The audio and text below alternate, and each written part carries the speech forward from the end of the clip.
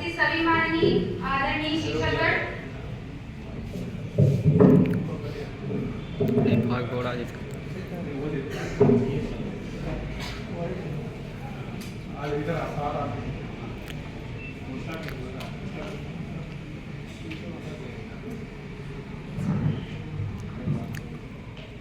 उपस्थित सभी माननीय आदरणीय शिक्षकगण और मेरे सहपाठियों, मेरे छोटे बड़े भाइयों और बहनों, मेरा नाम सुप्रिया यादव है। मैं श्री गिरिराज इंटर कॉलेज मुरबाड की एक इंटरमीडिएट की छात्रा हूँ। मैं आप लोगों का हृदयपूर्वक अभिनंदन करती हूँ। मैं आप लोगों के समक्ष नई शिक्षा नीति 2020 हित में नहीं है, इसके लिए मैं अपने विचार को प्रस्तुत करना चाहती हूँ। अगर मेरी कही गई बातों और मेरे शब्दों में कोई भी त्रुटि हो तो मैं आपसे विनम्र निवेदन करती हूँ कि मेरी इस त्रुटि को क्षमा करने का कष्ट करें, क्योंकि आप लोग बृहस्पति के समान ज्ञानवान, सूर्य के समान तेजवान और चंद्रमा के समान शीलवान है। नई शिक्षा नीति नीति में नहीं है, इसमें मैं पहला मुद्दा उठाना चाहूंगी। भारत जैसे विशाल देश के लिए एक समान रूप से नई शिक्षा नीति को लागू करना एक दुर्भाग्यपूर्ण निर्णय है।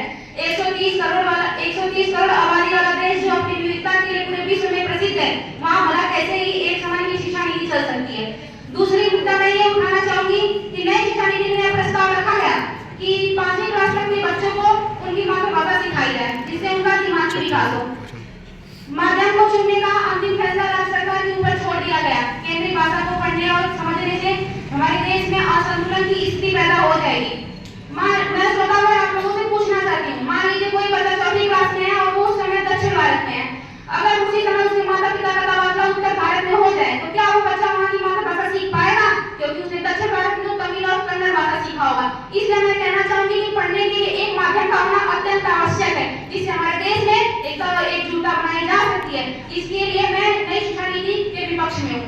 तीसरी बात मैं ये कहना चाहूंगी कि छात्रों के स्किल डेवलपमेंट को खास तवज्जो नहीं दी गई, जिसमें वो तकनीकी शिक्षा ले पाए, जिससे वो परिपक्व नहीं हो पाते और कई अत्यधिक पीछे रह जाते हैं, जो नई शिक्षा नीति के विपक्ष का कारण है।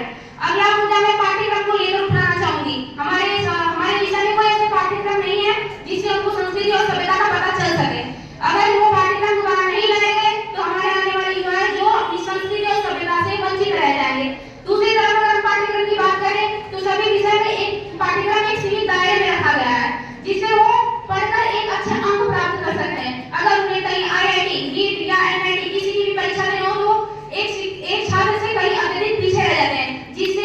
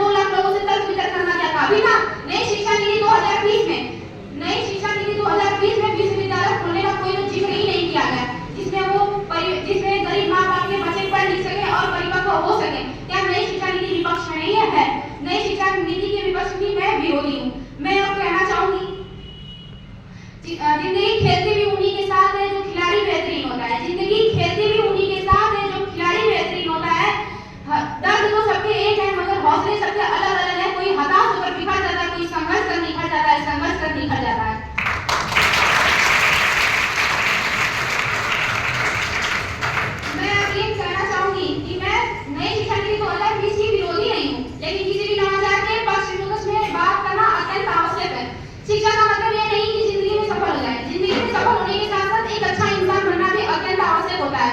अगर आप अपनी जिंदगी में सफल होने के साथ साथ एक अच्छे इंसान बन जाते तो आप समझिए शिक्षा का मतलब समझिए। अब मैं अपने वाणी को यही विराम देती हूँ। अगर मेरी तेरा नाम बन सकता है। आपसे माफी चाहती हूँ। आप लोगों का बहुत बहुत धन्यवाद।